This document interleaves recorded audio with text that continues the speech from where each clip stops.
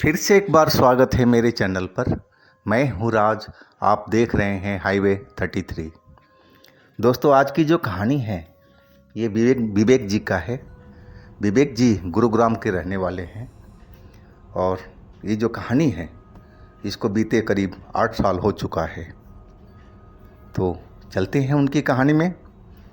लेकिन दोस्तों, आपने मेरे चैनल को सब्सक्राइब नहीं किया है या फिर हमारा चैनल पर अभी अभी आप आए हैं तो मेरे चैनल को सब्सक्राइब कर लीजिएगा और बेल आइकन को भी प्रेस कर दीजिएगा ऑल पे करके, ताकि मेरी कोई वीडियो आपसे मिस ना हो पाए। धन्यवाद। दोस्तों, मेरा नाम विवेक है और मैं एक सॉफ्टवेयर इंजीनियर हूँ। मैं जिस ऑफिस में काम करता था उसमें एक लड़की भी थी जिसका नाम था सुरभि, और वो भी सॉफ्टवेयर इंजीनियर थी।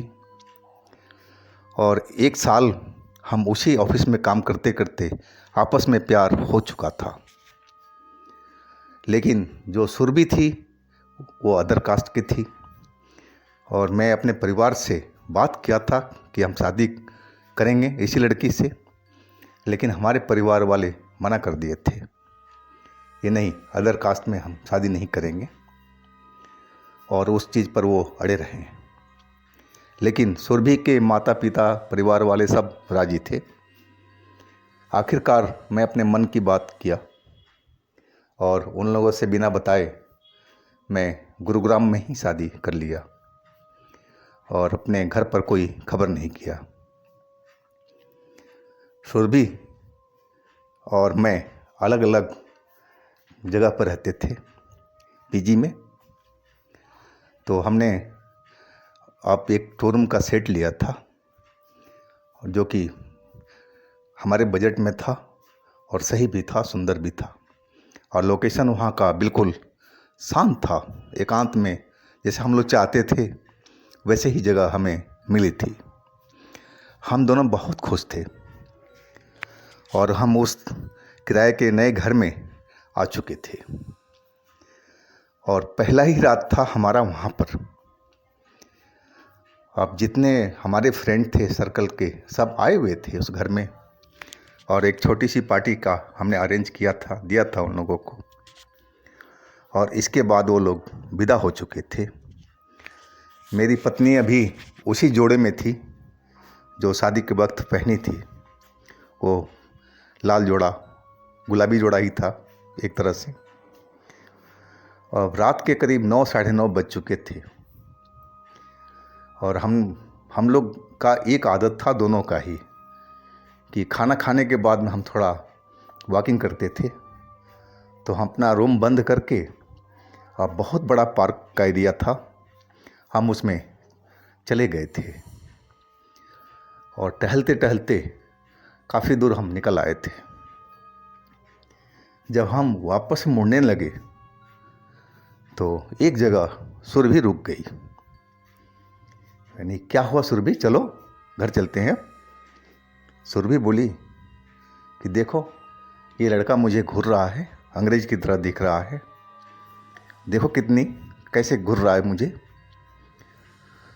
मैं देखा उस जगह पर जहाँ सुरभि इशारा कर रही थी, लेकिन वहाँ तो कोई था ही नहीं। यानी सुरभि क्या मजाक कर रही हो, यहाँ तो कोई नहीं है, क्या झाड़ से बात कर रही हो क्या?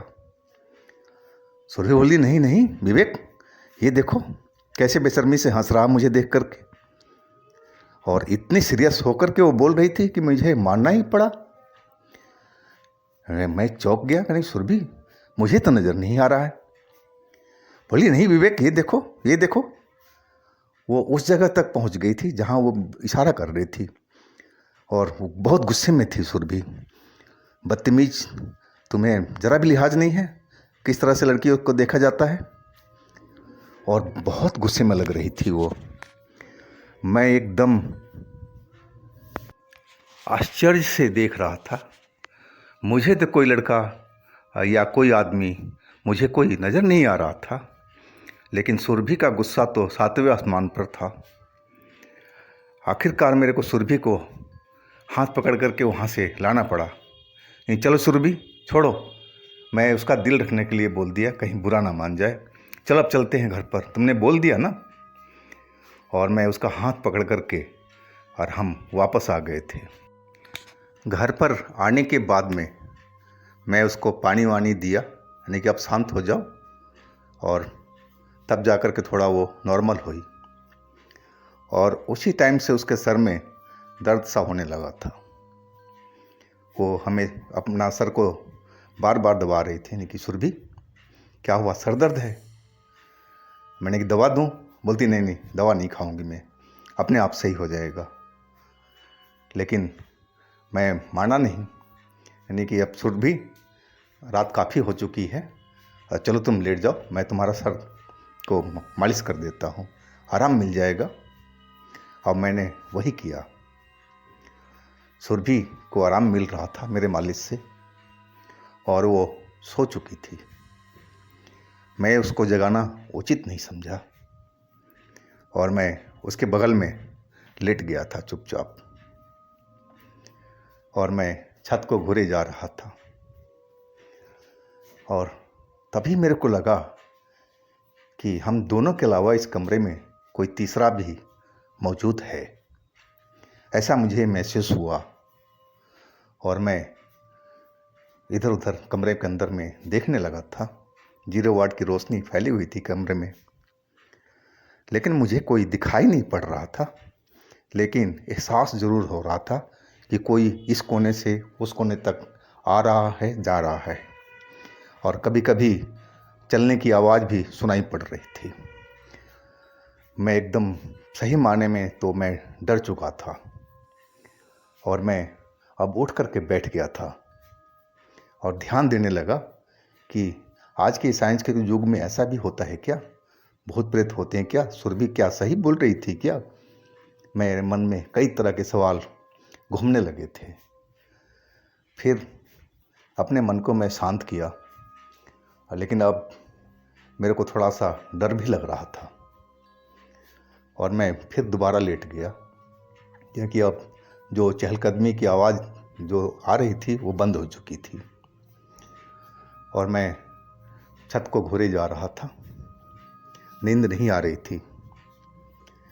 तभी मैंने छत की जो देख रहा था, वहाँ पर मुझे काली परछाई सी धुएं धुएं जैसी नज़र आने लगी थी। और उसी टाइम मेरे जो आँख था वो एकदम बंद होने लगा था। ऐसे लग रहा था कि पलकें कितनी मेरा वज़नदार हो गई हो, कितनी भारी हो, मेरा आँख पलकें जो खुला नहीं जा रहा था। और अचानक इतनी नींद मुझे समझ में नहीं आ रहा था, और मैं फिर सो गया था या बेहोश हो गया था। जब मेरी नींद खुली, आँख खुली मेरी, तो मैं हड़बड़ा करके अपनी आँख खोला, देखा तो मैं कमरा तो वही था, लेकिन मैं पलंग पर नहीं था, मैं फर्श पर पड़ा हुआ था, बिना बिस्तर, बिना तकिया। और मैं उठ के बैठ गया और पलंग की तरफ ध्यान दिया, तो मुझे वहाँ पर एक गोरा सा लड़का जैसा अंग्रेज की तरह और दिखाई पड़ा, जो सुरभि के बगल में लेटा हुआ था। अब सही माने तो मैं इतना डर चुका था कि मेरे मुंह से आवाज़ भी नहीं निकल रही थी। मैं एकदम कांप गया था, और पूरा कलेजा जैसे एकदम ठंडा लहर की तरह जमने लगा था। और लेकिन आखिरकार मैं सुरभि का पति हूँ, और मैं उठ के बैठ गया, खड़ा हो गया, और देखा तो मैं गुस्से से कांप गया था, और मैं जी जान लगा करके चिल्लाया, चीखा, सुरभि! सुरभि तो नींद में थी, लेकिन वो जो बगल में लेटा हुआ था गोरा सा लड़का, जिसके घुंघरालू से बाल थे, और वो मेरी तरफ पलट कर देखा, और उसकी जो आंखें थी अंगार की तरह दहक रही थी, और मिनट नहीं लगाया मेरे पास पहुंचने में, और आते ही मेरे को गर्दन को दबा दिया था, गले को, और ढकेलता हुआ दीवार तक पहुंचा दिया था, और मैं दीवार के साथ चिपक गया था, और वो मेरा गला को दबाई जा रहा था गुस्से से, और मैं चिल्ला रहा था जितनी आवाज़ निकल पा रही थी, सुरभि सुरभि। लेकिन अब वो गला कस करके दबाने लगा था और मैं कुछ नहीं कर पा रहा था। बस यही समझ रहा था कि ये भूत प्रेत जो भी है अब मुझे छोड़ेगा नहीं और मार ही डालेगा। मैं अपने हाथ पैर को दीवार पर मार रहा था ज़ोर से, थपकी की तरह, जिसके शोर से शायद सुरभि उठ जाए तो उठ जाए। और वही हुआ, सुरभि अचानक उठ गई। मैंने देखा सुरभि के शरीर पर एक भी कपड़े नहीं थे। पहले तो वो चादर अपने शरीर पर डाली और फिर पलंग से उतर करके और उस लड़के को धक्का मारने लगी, छोड़ो मेरे पति को। और गुस्से से आग बबूला हो चुकी थी। ज़ोर ज़ोर से वो उस लड़के को तरफ चिल्लाने लगी, तुम्हारी हिम्मत कैसी हुई मेरे घर में आने की। और वो लड़का अचानक एकदम जैसे था ही नहीं वहाँ पर और गायब हो चुका था। मैं ज़मीन पर गिरने लगा। सुरभि ने मुझे बाहों को सहारा दे करके संभाल लिया था और पलंग पर ले जा करके बिठाया। मैं सांस लेने में दिक्कत हो रही थी।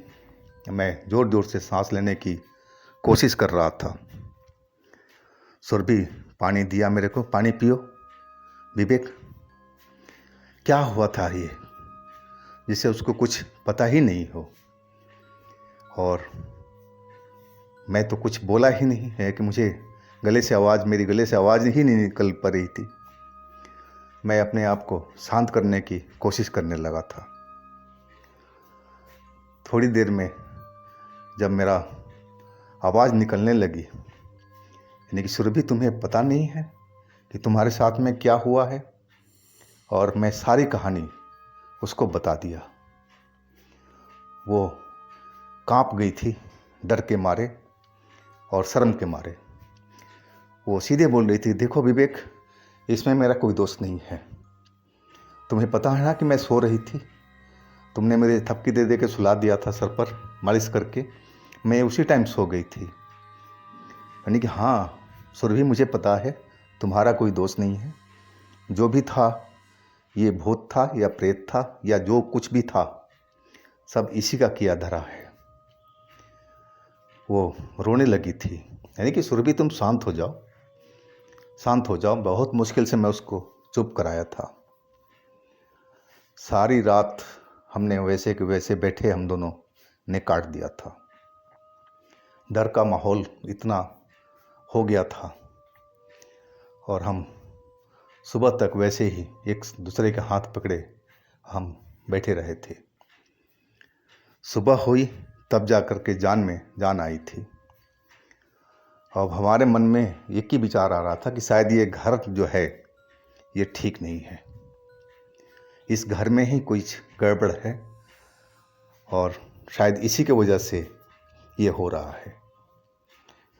लेकिन दूसरे पल हमें तो पार्क का ध्यान आया, जहाँ पर सुरभि ने बोला था कि एक लड़का देखा था। मैं सुरभि से पूछा कि वो वही लड़का था जो अभी हमने देखा था, जो हमारा गला दबा रहा था। बोला हाँ, ये वही लड़का था।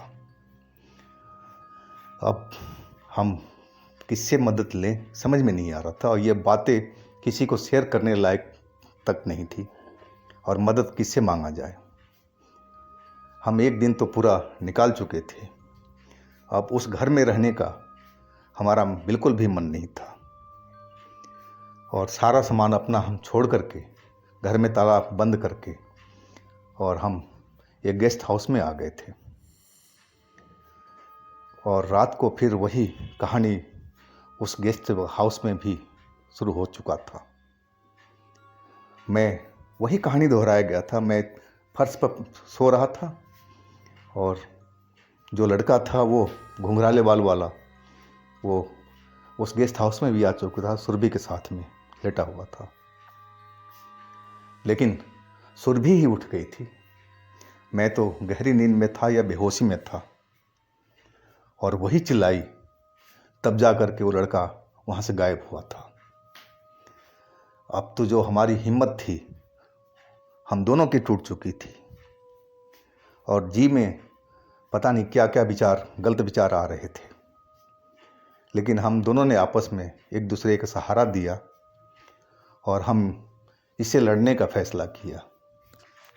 अब हम ऐसे कोई तांत्रिक को ढूंढ रहे थे जो हमारी मदद कर सके, और नेट पर सर्च करके हम एक तांत्रिक के पास पहुंच चुके थे। उस तांत्रिक ने सारी बातें मेरी सुनी, हम दोनों की। बोला ठीक है, ये हो जाएगा। तो हमने पूछा बाबा ये है कौन, और ये हमारी पत्नी के ऊपर आकर्षित कैसे हुआ? बोला बच्चा, शायद वो कोई अंग्रेजी है और वो भटक रहा था, और रास्ते में तुम्हारी पत्नी वो लाल जोड़े में मिल गई होगी, दिख गई होगी, उसका मन को भाग गई होगी। वो तांत्रिक बाबा बता रहे थे, और आकर्षित हो क्या? नहीं बाबा, अब इससे पीछा छुड़ाने का उपाय क्या है वो करो आप। बाबा ने तो इतने पैसे मांग लिए थे कि हमारे बजट से बहुत बाहर था। लेकिन करे क्या? नहीं बाबा ठीक है, हम पैसे देंगे लेकिन एक बार में नहीं, हम थोड़ा थोड़ा करके देंगे। वो तांत्रिक बाबा मान गए।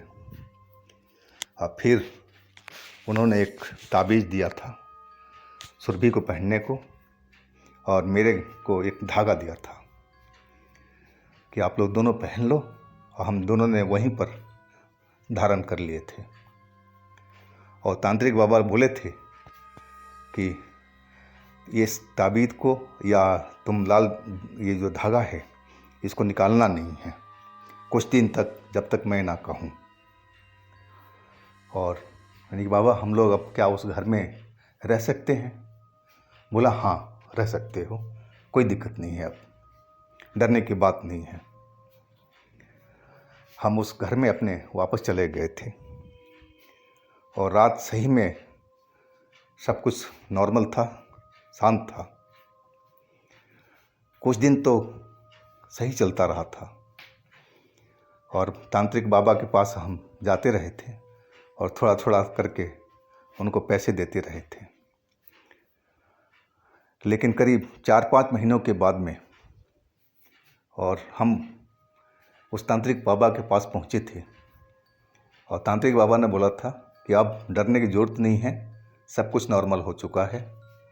आप चाहो तो इस ताबीज़ को निकाल करके और किसी बहते हुए पानी में डाल देना, तुम धागा भी डाल देना, अब वो अंग्रेज तुम्हारे पास में कभी नहीं आएगा। हम भी खुश हो गए थे कि चलो उससे हमें मुक्ति मिली। लेकिन वो ताबीज़ हमने तो डाल दिया था बहते हुए पानी में, और धागा भी। लेकिन 1 महीने के बाद में फिर वो दिखाई पड़ा था मेरी पत्नी को। मुझे तो नज़र नहीं आया था, लेकिन मेरे पत्नी को दिखाई पड़ा था, लेकिन उसके पास में नहीं आया था। अब पत्नी का तबीयत खराब होने लगी थी, सुरभि की तबीयत खराब होने लगी थी। अब उसको बुखार पकड़ लिया था और छोड़ ही नहीं रहा था। और सुरभि को वो घुंघराले बाल वाला अंग्रेज दिखाई पड़ता था दूर में खड़ा होकर के।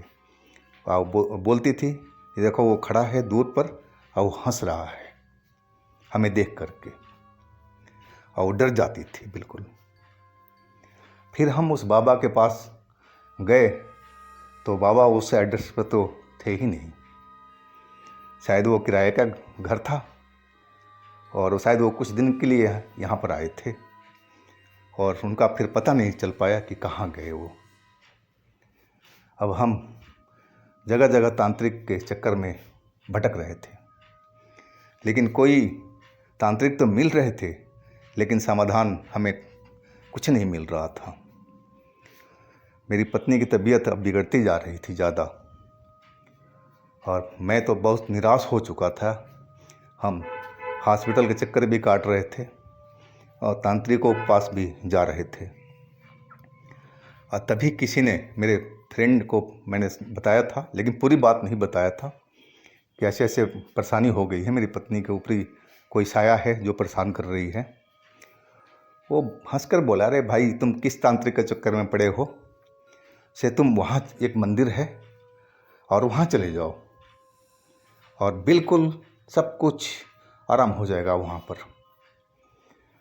मैंने उस मंदिर का एड्रेस वगैरह लिया और सुरभि को बोला कि चलते हैं उस मंदिर में। और सुरभि उस टाइम तो तैयार हो गई थी और हम टैक्सी लेकर के वहीं से और हम चल पड़े थे अगले दिन उस मंदिर की तरफ में। हमारे यहाँ से करीब 200 किलोमीटर के आसपास में था मंदिर, राजस्थान में। और हम उस मंदिर के पास पहुँच चुके थे। करीब करीब हमें 3 दिन तक वहाँ रुकना पड़ा था और वहाँ के पंडितों को हमने सब बता दिया था। पंडित बोले बिल्कुल आराम हो जाएगा, सुबह शाम की आरती में भाग लीजिए, कुछ नहीं करना है यहाँ पर, जो भी प्रेत बाधा होगी वो अपने आप उतर जाएगी। ये बजरंग बली का मंदिर है और बजरंग बली सब दुख को हर लेते हैं। से कोई भूत प्रेत आपकी पत्नी के पास में दोबारा नहीं फटकेगा। और हम सही में बताएं तो बहुत वहाँ पर मन को खुशी मिली थी और मेरी पत्नी भी तबीयत सही हो चुकी थी और खुश लग रही थी। लेकिन हम बार बार वहाँ पर महीनों में, कभी 2 महीनों में, कभी 3 महीनों में हम जाते थे वहाँ पर दर्शन करने के लिए। और इसके बाद तो पत्नी मेरी बिल्कुल भली चंगी हो चुकी थी और कभी वो अंग्रेज घुघरालू बाल वाला लड़का मेरे पत्नी को दिखाई नहीं पड़ा था। और इस बात को तो अब बहुत दिन बीत चुके हैं। तो दोस्तों, ये थी विवेक जी की कहानी। अगर आपके पास भी कोई अपनी आप बीती है, कोई घटना है, तो आप हमें इंस्टाग्राम पर या मेरे व्हाट्सएप नंबर पर शेयर कीजिएगा। हम आपकी कहानी को ज़रूर बनाएंगे। और हमारे चैनल को सब्सक्राइब कीजिएगा, लाइक कीजिएगा, शेयर कीजिएगा। और साथ में चल रहा दूसरा चैनल हमारा हाईवे नाइट पर ज़रूर विजिट कीजिएगा। उसमें भी अच्छी अच्छी स्टोरी हर दिन आती है। तो फिर हम कल मिलते हैं एक नई कहानी के साथ में। आप लोग अपना बहुत बहुत ख्याल रखिएगा। नमस्कार।